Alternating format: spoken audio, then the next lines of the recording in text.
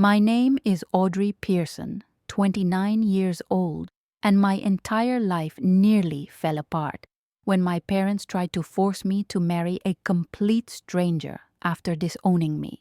After promising they'd always respect my independence, my father and mother orchestrated a plan behind my back that resulted in the worst betrayal I've ever experienced. They thought I would quietly submit like I always had, but this time they went too far. The consequences were far beyond what anyone could have imagined. Before I continue my story, tell me in the comments where you're watching from. Leave a like and subscribe for more family secrets that nobody talks about. It all started last spring when I returned to my hometown in Massachusetts after living in California for 7 years. I had built a successful career as a marketing executive in San Francisco, but when my mother called saying she needed help after her surgery, I didn't hesitate. Family always came first for me, even when it wasn't always mutual. "Audrey, we need you home," Mom had said over the phone, her voice weak and strained. "The doctor says I'll need someone with me for at least 6 weeks after the operation." I took an extended leave from work, packed up my apartment, and flew across the country. Little did I know this decision would change everything. When I arrived at my childhood home, the white colonial house looked exactly the same. Immaculate lawn, perfectly trimmed hedges, and not a single thing out of place. My father, Richard Pearson, stood at the door with his arms crossed, looking as stern and judgmental as ever. "You cut your hair," were his first words to me after not seeing me for 3 years. Not "hello" or "I missed you," but criticism about my shoulder-length bob that I loved. "Nice to see you too, Dad," I said, pushing past him with my suitcase. The house smelled of lemon polish and pot roast, Mom's specialty that she insisted on making despite her upcoming surgery. I found her in the kitchen, looking smaller than I remembered. Her once vibrant red hair, now faded to a soft copper streaked with gray, was pulled back in a neat bun. When she saw me, she smiled, but it didn't reach her eyes. "Oh, Audrey," she said, wiping her hands on her apron. "Thank you for coming. I wasn't sure you would." "Of course I came. You're having major surgery, Mom." She looked me up and down, taking in my fashionable clothes and makeup. "You look different. Very California." I bit back a retort. I was 29 years old, yet somehow stepping into this house made me feel 16 again. Constantly judged, never quite good enough. The first few days were tense but manageable. Mom's surgery went well, and I settled into a routine of caring for her, cooking meals, and trying to navigate my father's silent disapproval. I took conference calls in my old bedroom and worked remotely when I could. The familiar feeling of walking on eggshells around my parents returned quickly. One evening, about 2 weeks after my arrival, I overheard them talking in hushed tones in the living room while I was washing dishes in the kitchen. "She's nearly 30, Margaret," my father said. "No husband, not even a boyfriend.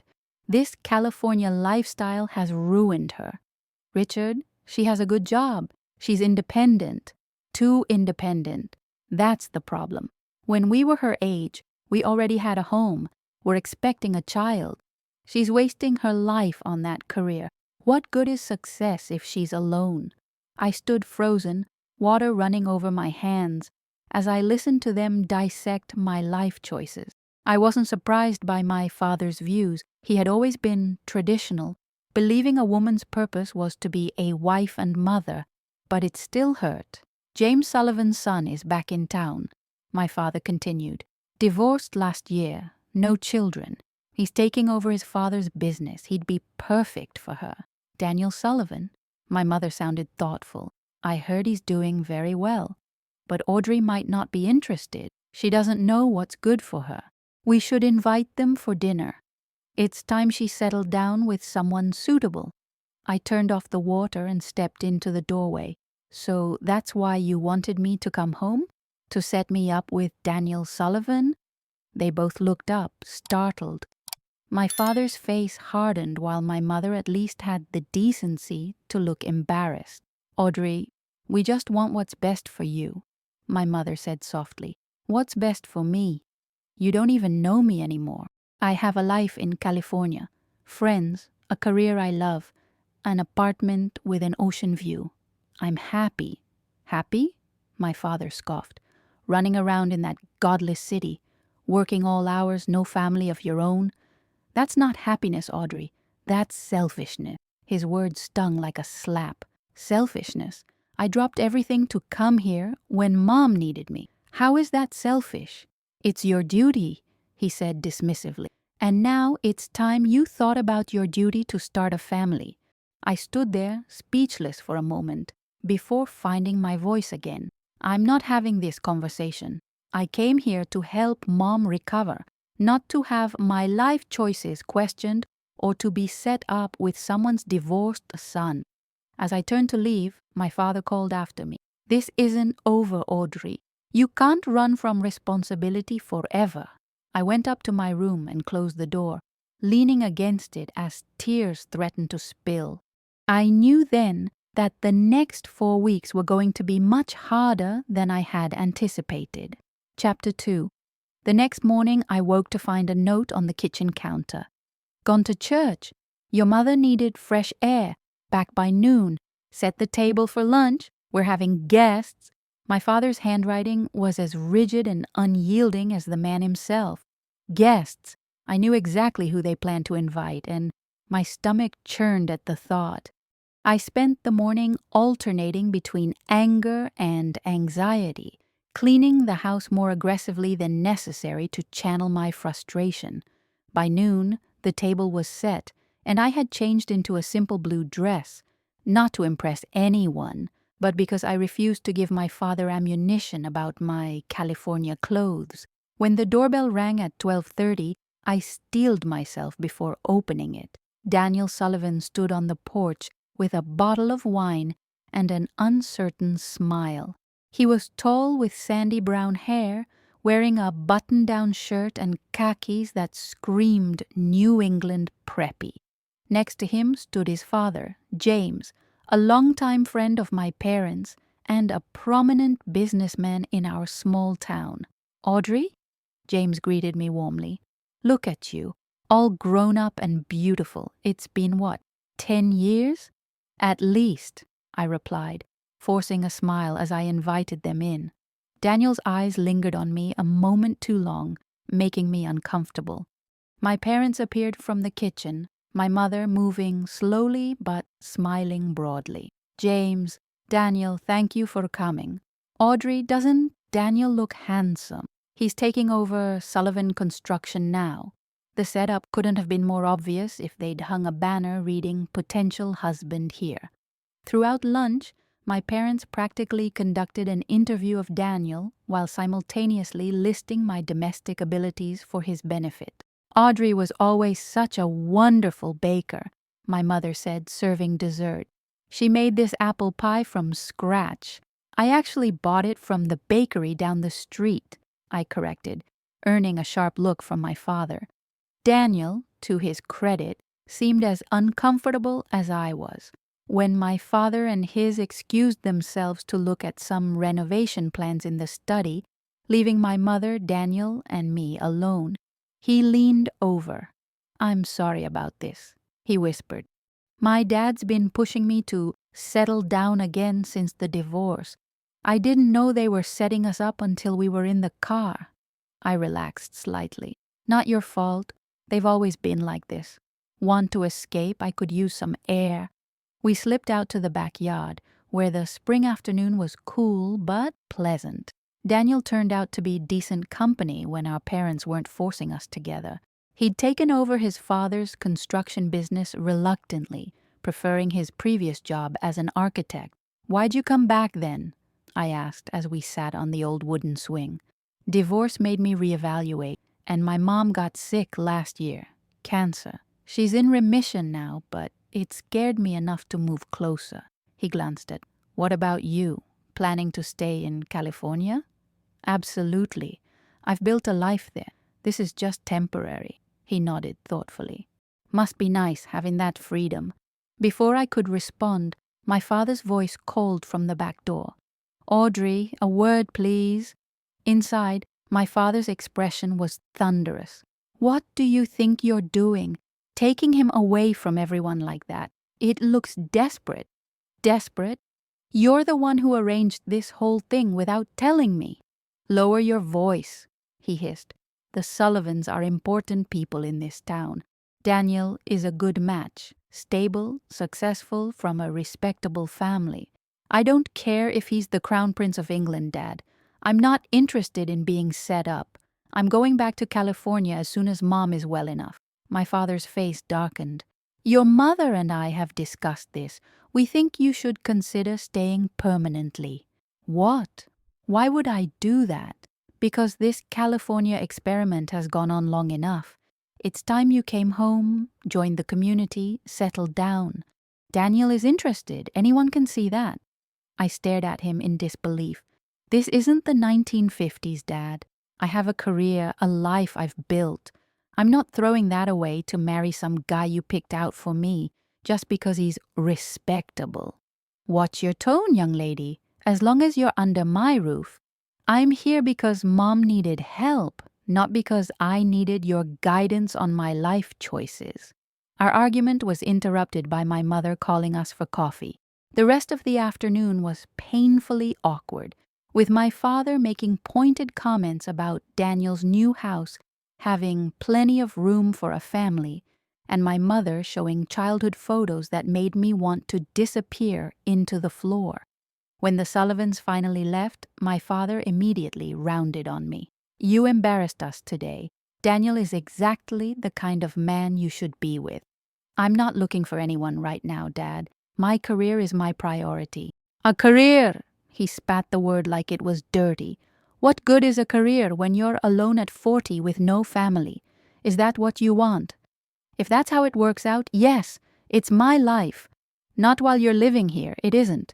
In this house, you'll respect our values. I threw up my hands in frustration.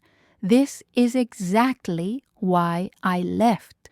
You've never respected my choices, never believed I could be happy on my own terms. My mother, who had been quietly watching our exchange, finally spoke up. Audrey, we just worry about you, all alone in that city. I'm not alone, Mom. I have friends, colleagues, a community. Just because it doesn't look like your life doesn't mean it's wrong. My father's face had turned an alarming shade of red. Enough! While you're here, you'll abide by our rules. And our rules include showing respect for the opportunities we create for you. Opportunities? You mean like Daniel Sullivan? He's a good man from a good family. You could do far worse. I grabbed my jacket from the hook by the door. I need some air. Where do you think you're going? My father demanded. Out. For a walk. Alone. I emphasized the last word before slamming the door behind me. As I walked through the familiar streets of my hometown, I felt like I was suffocating. Everything was exactly as I remembered. Picturesque, proper, and painfully constraining. The perfect lawns and white picket fences that once represented security now felt like prison bars. I pulled out my phone and called my best friend in San Francisco, Mia. They're trying to marry me off, I said when she answered, like I'm a character in a Jane Austen novel. Mia's laugh was reassuring. Seriously? To who? The divorced son of my dad's friend. He's actually not terrible, but that's not the point. They ambushed me. Classic parent move. How's your mom doing, though? That's why you're there, right? I sighed, guilt washing over me. She's recovering well. Too well to need my help, honestly. I'm starting to think the surgery was just an excuse to get me home. So come back early. Your leave is flexible. I can't just abandon her. Audrey, you've always put your parents' needs before your own, even when they don't appreciate it. Maybe it's time to put yourself first. I knew she was right, but the thought of leaving before my promised 6 weeks made my stomach knot with guilt. I'll think about it. Thanks for listening. As I hung up and turned back toward the house, I wondered if I had the courage to stand up to my parents once and for all. Chapter 3. The next morning, I came downstairs to find my parents sitting at the kitchen table with serious expressions. My mother looked tired, with dark circles under her eyes that made me immediately concerned. "Mom, are you feeling okay? Did you overdo it yesterday?" She waved away my concern. "I'm fine, dear. Sit down. Your father and I need to talk to you." I sat, already dreading whatever was coming. My father cleared his throat, looking more solemn than usual. "Audrey, we've been patient with your lifestyle choices. The move to California, this career focus, putting off family, but your mother and I are getting older, and it's time you thought about your future and ours. What does that mean?" My mother reached across the table and took my hand. "Sweetie, we want grandchildren before we're too old to enjoy them. We want to see you settled with a good man who can provide for you." "I can provide for myself," I replied automatically. My father's hand came down hard on the table. "That's not the point. This isn't about money. It's about building a proper life, continuing the family." "Daniel Sullivan called this morning," my mother interjected, clearly trying to diffuse the tension. "He asked if you'd like to have dinner with him tonight." I pulled my hand away. "And what did you tell him?" "I said you'd be delighted." "Mom, you had no right to accept for me." "Audrey Elizabeth Pearson." My father's voice was dangerously low. "You will go to dinner with Daniel tonight. You will give him a fair chance. This rebellion of yours has gone on long enough." I stood up, pushing my chair back with enough force that it teetered. "I'm not a teenager, Dad. You can't order me to date someone. As long as you're in this house, then maybe I shouldn't be in this house anymore." The words burst out before I could stop them. "I came here to help Mom recover, not to be auctioned off to the first available bachelor." My father stood now too, his face flushed with anger. "If that's how you feel, perhaps you should leave. If you can't respect our values, our wishes for you, then maybe you're no daughter of ours." The words hung in the air like poison. My mother gasped, "Richard, you don't mean that." But his expression didn't soften. "I do. I'm tired of watching her throw away everything we taught her, everything we value. If California and this career are more important than family, then go back there." Tears stung my eyes, but I refused to let them fall. "Fine, I'll pack my things." My mother started crying softly. "Please, both of you, stop this. Audrey, just have dinner with Daniel. What's the harm in one dinner?" "The harm is that I'm being manipulated and coerced. The harm is that my own parents would rather disown me than accept the life I've chosen." I turned and went upstairs, my hands shaking as I began throwing clothes into my suitcase. Part of me expected my father to follow, to apologize, but he didn't. Instead, it was my mother who appeared in the doorway, her face streaked with tears. "Audrey, please, your father didn't mean it. He's just frustrated because he loves you and wants what's best." "No, Mom, he wants what he thinks is best. There's a difference." She sat on the bed beside my open suitcase. "Just have dinner with Daniel. It doesn't have to mean anything. Then things can calm down and we can talk about this rationally." I wanted to refuse, to hold my ground, but the broken look on my mother's face weakened my resolve. She was still recovering from surgery, and this stress couldn't be good for her. "One dinner," I said finally, "and then we talk, really talk, about boundaries and respect." She nodded eagerly. "Yes, of course, thank you, sweetheart." That evening I dressed in a simple black dress, applied minimal makeup, and went downstairs where Daniel was waiting in the living room, chatting with my father like they were old friends. "Ah, there she is," my father said with forced joviality. "Doesn't she look lovely, Daniel?" Daniel stood awkwardly. "Very nice," he said, looking uncomfortable with the obvious setup. The restaurant Daniel chose was upscale but not pretentious, and once we were seated across from each other, away from my parents' influence, I felt some of the tension leave my shoulders. "I'm sorry about this," I said after we ordered. "My parents are intense." Daniel smiled wryly.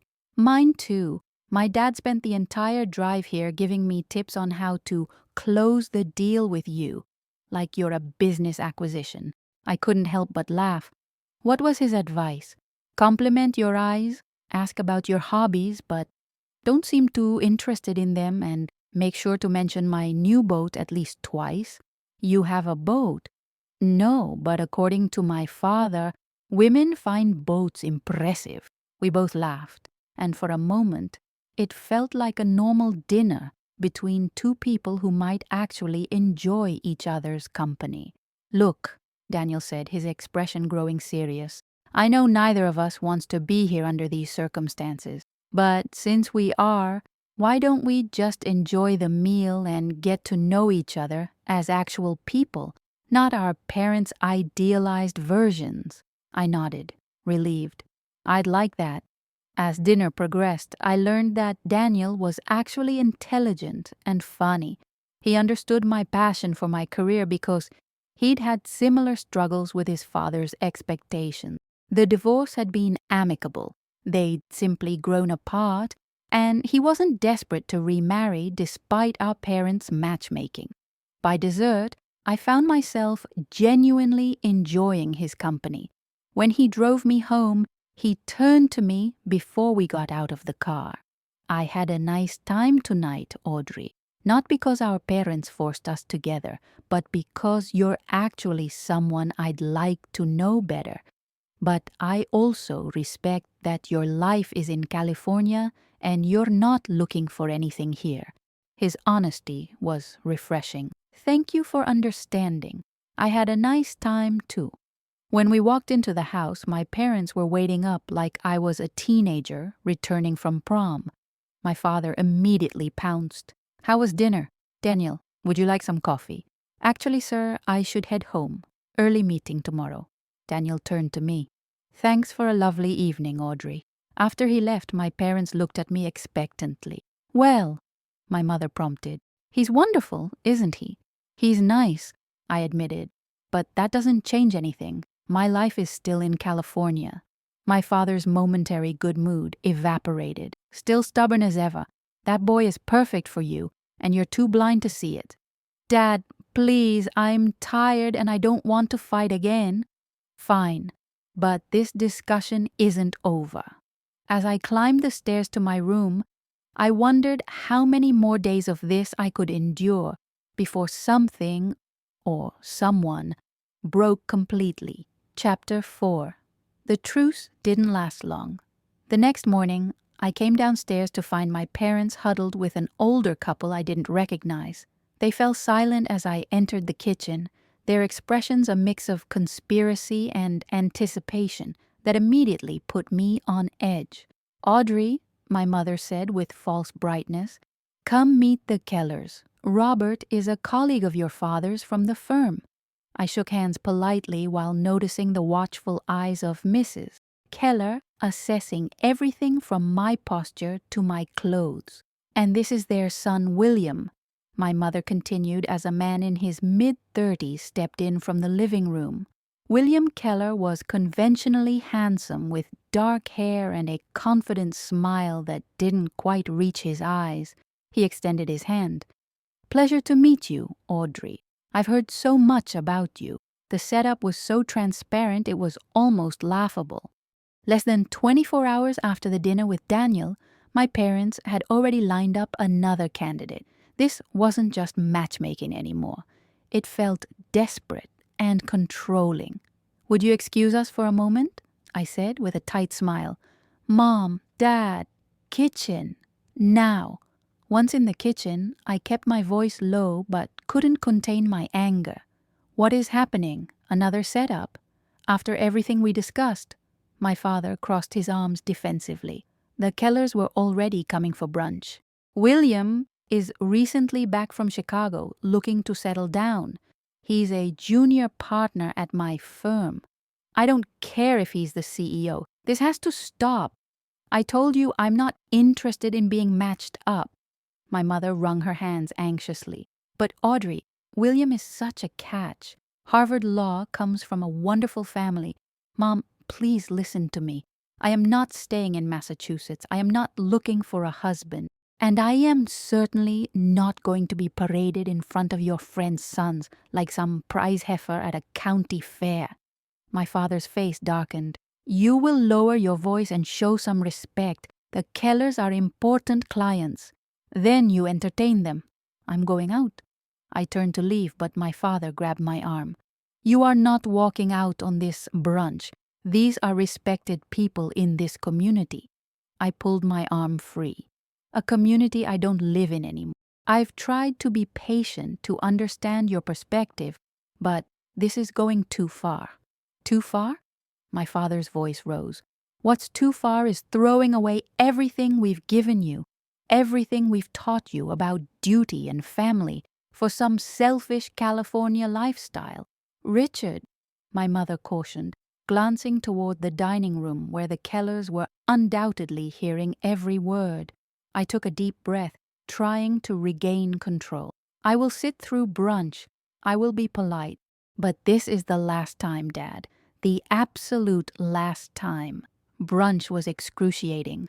William Keller spent the entire meal talking about himself, his cases, his car, his squash tournaments.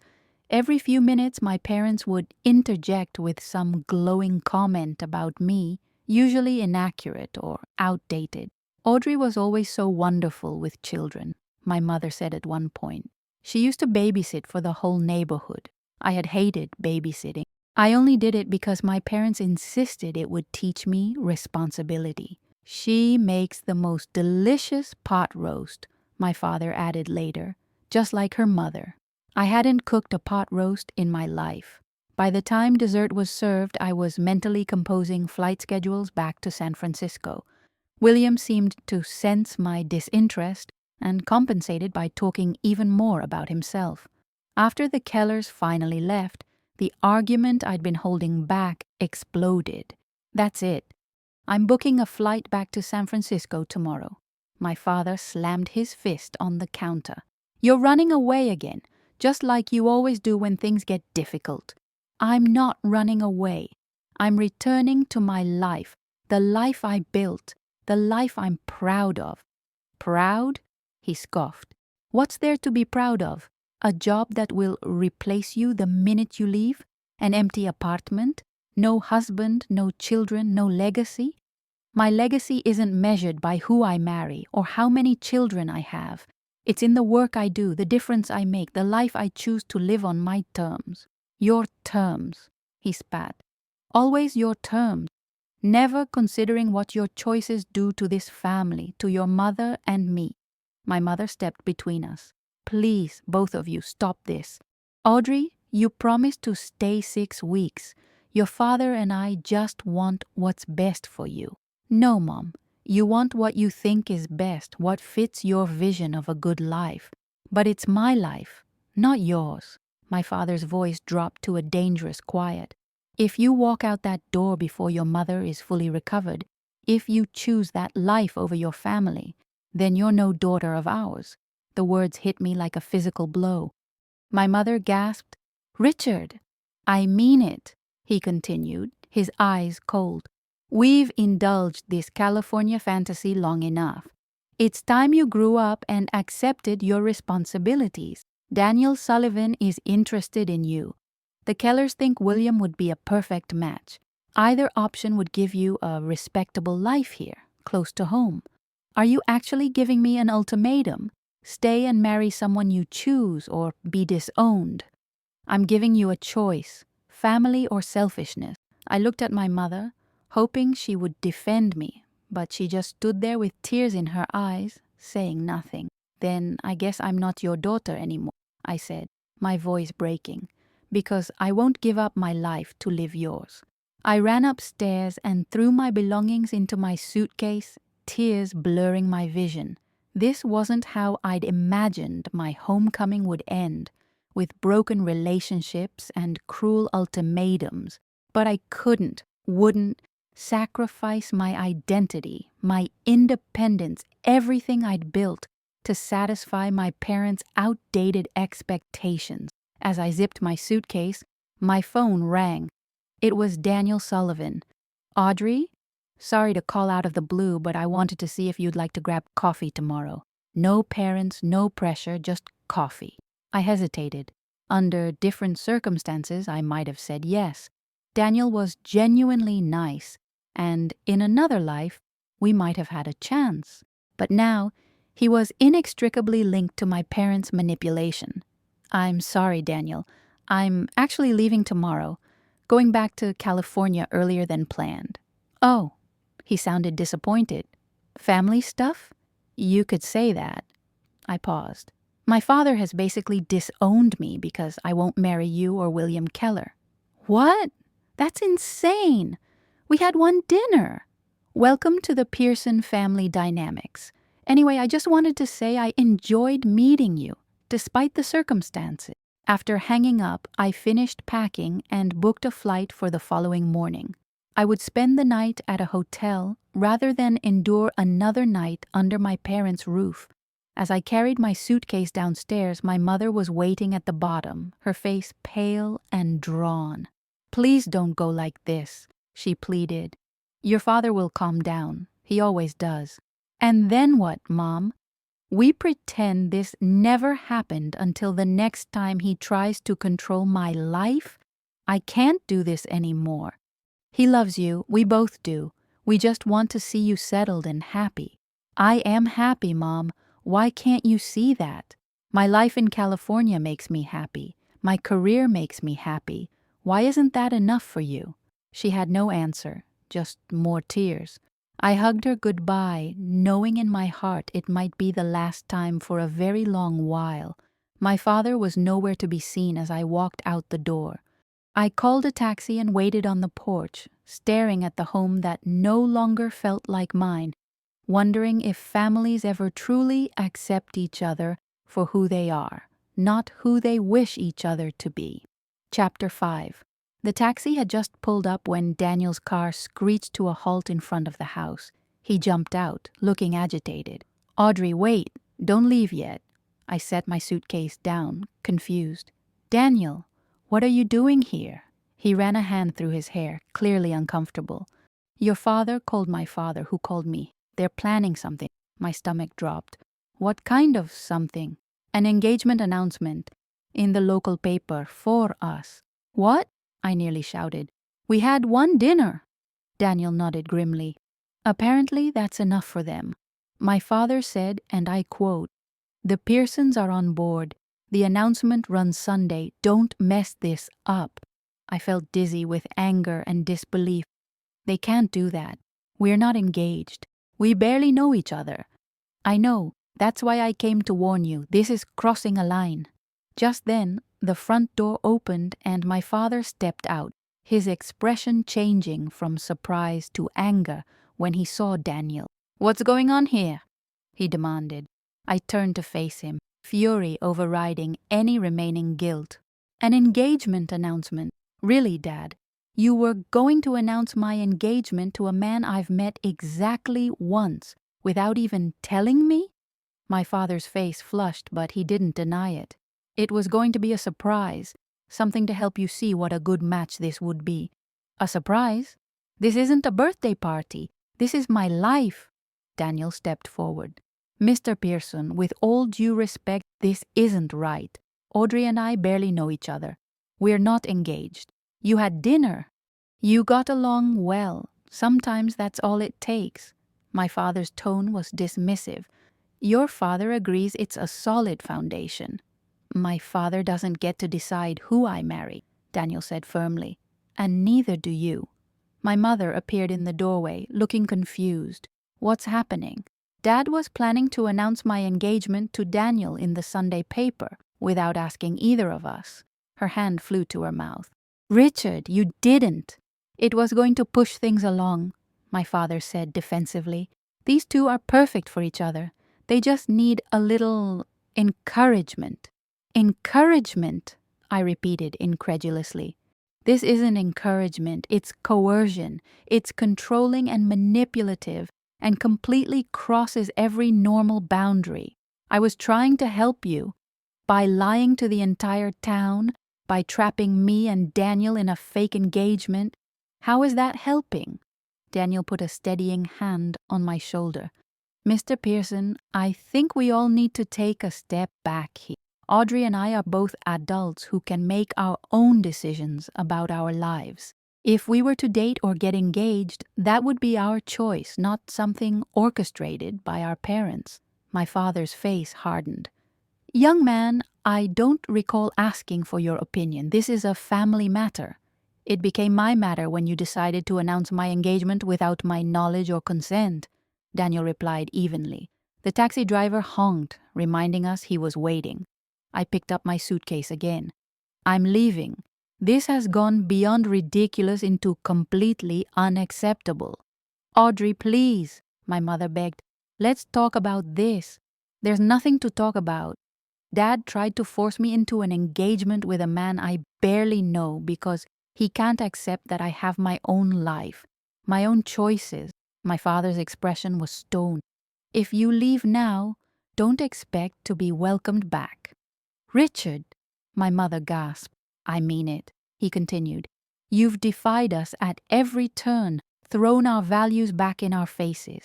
If California and your so-called career mean more to you than your family, then go.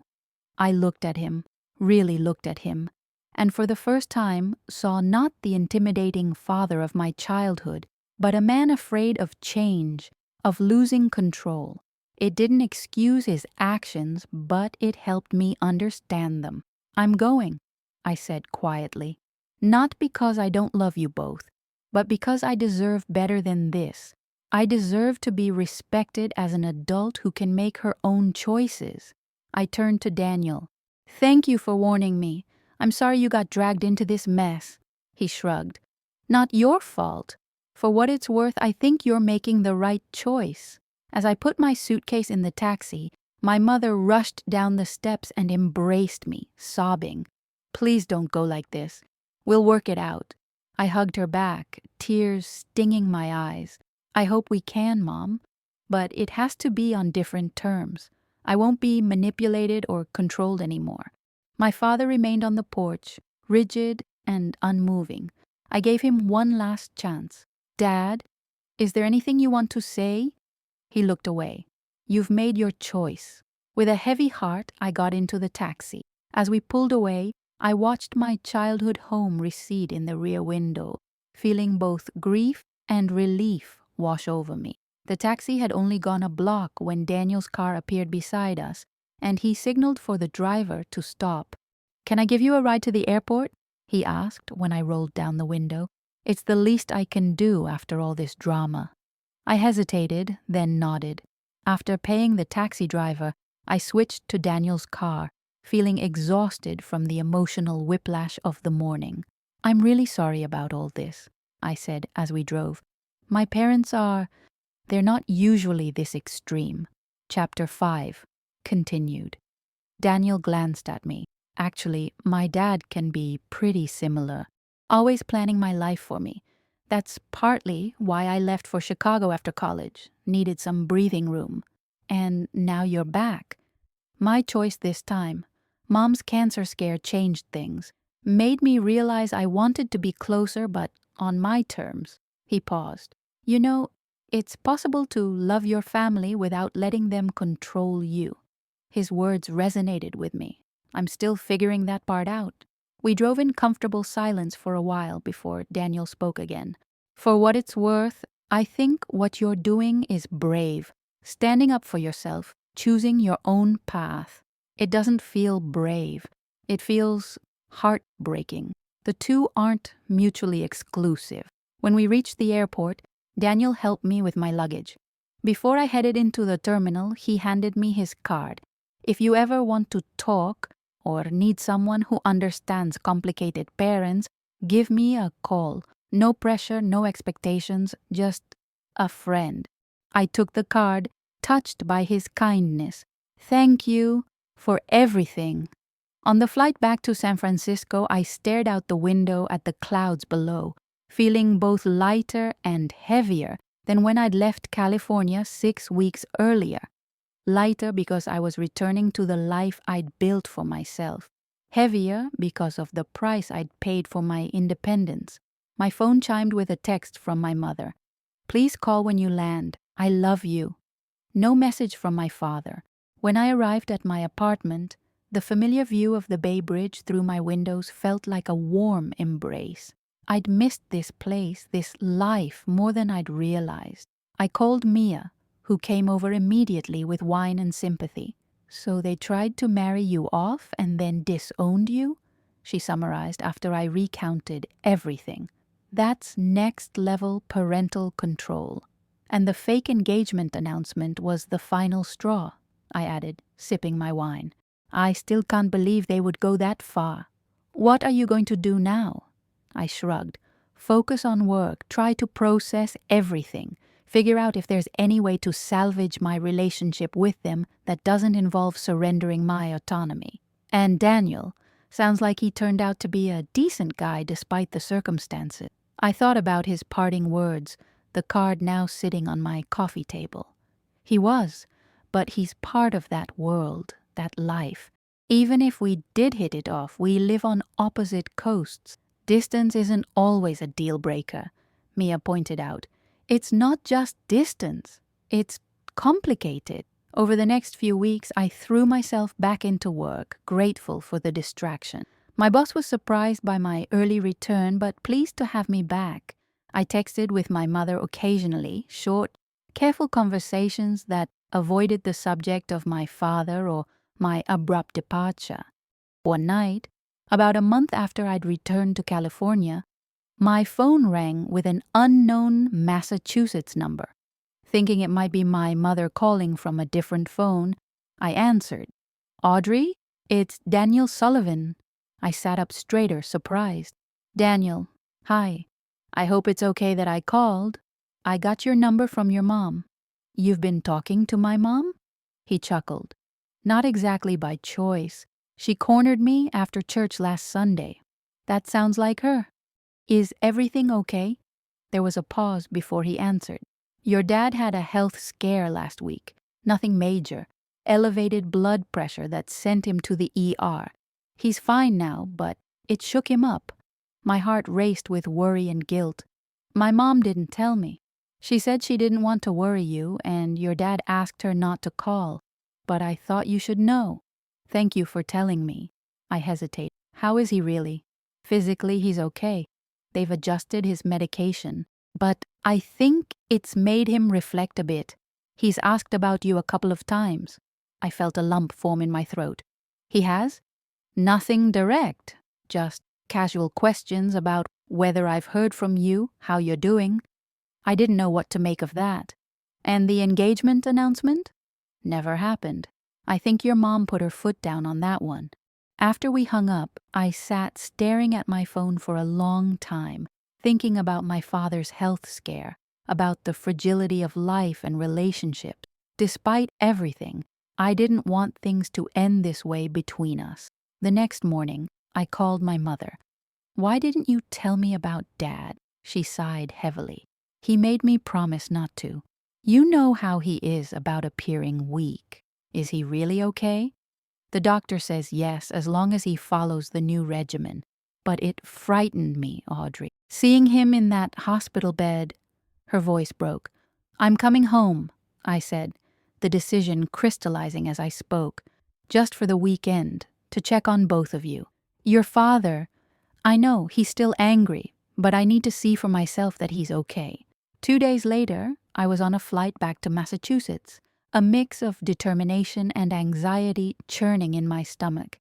I hadn't told my father I was coming. Part of me expected to be turned away at the door. When I arrived at the house, my mother embraced me tearfully on the porch. "He's in his study," she whispered. "He knows you're coming." I found my father at his desk, looking older and more tired than when I'd left 2 months ago. He glanced up when I entered but didn't speak. "Hi, Dad," I said softly. He nodded once, eyes returning to the papers before him. "Mom told me about your trip to the hospital." "It was nothing. Blood pressure. They're making too much of it." I sat in the chair across from his desk. "Still, It scared me to hear about it. He looked up then, his expression unreadable. Daniel Sullivan called you. Yes, because he thought I should know. My father made a non-committal sound and shuffled some papers. Dad, I said carefully, I know you're still angry with me, but I don't want us to stay like this, not speaking, holding on to hurt. You made your choice, he said, echoing his words from the day I left. But this time they lacked the hard edge of anger. I did. I chose the life that makes me happy, that fulfills me.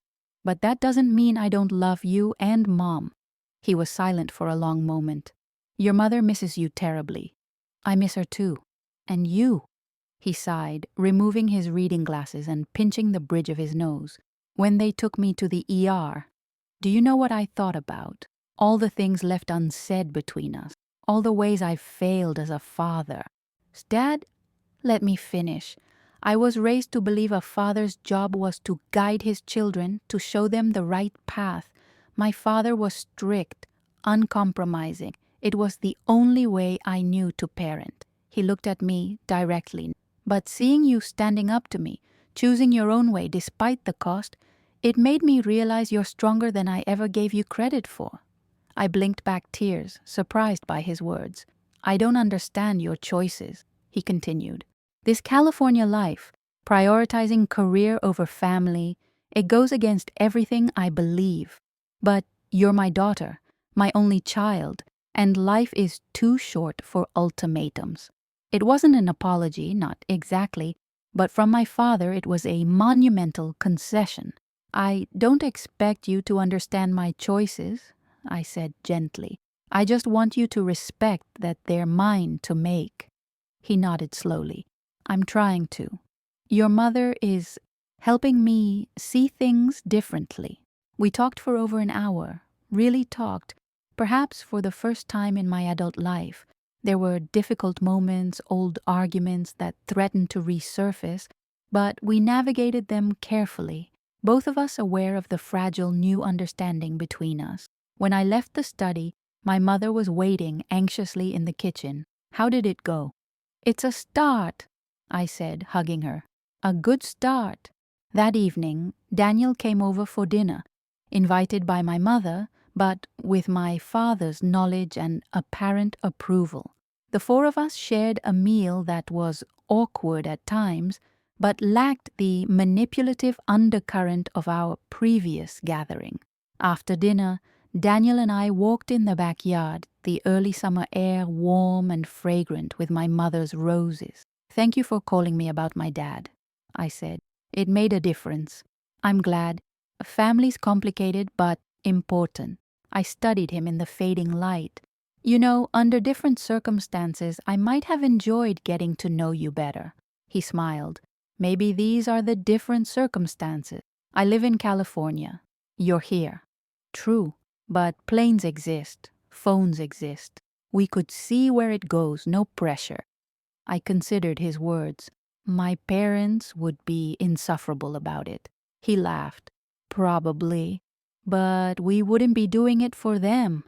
Before I left Massachusetts that Sunday, I had long talks with both my parents. Things weren't perfect. My father still made comments about my California phase that irritated, and my mother couldn't help dropping hints about Daniel being such a nice young man. But beneath the old patterns was a new willingness to try, to accept, to meet somewhere in the middle. I exchanged numbers with Daniel, promising to call when I got home. I didn't know if anything would come of it. The distance was substantial, our lives were established in different places, but there was something appealing about exploring a connection on our own terms, free from parental manipulation. As my plane took off, I reflected on the past turbulent months. My parents had tried to push me into a marriage with a stranger, had temporarily disowned me for refusing, had even planned a fake engagement announcement. The hurt from those actions wouldn't disappear overnight. But families, I was learning, were complex ecosystems of love, expectation, disappointment, and forgiveness. The relationships worth keeping were the ones where both sides made the effort to evolve, to see each other clearly, to accept differences without demanding surrender. I didn't know what the future held, whether Daniel and I would find a way to bridge the distance, whether my father would truly come to terms with my independent life, whether I'd always feel torn between two coasts, two versions of myself. What I did know was that I had found my voice, had stood firm in my choices even when it meant losing what I loved. And in doing so, I had begun to forge a new kind of relationship with my parents, one based not on obedience or control, but on mutual respect between adults. It wasn't the path any of us had expected, but sometimes the hardest roads lead to the most beautiful destinations.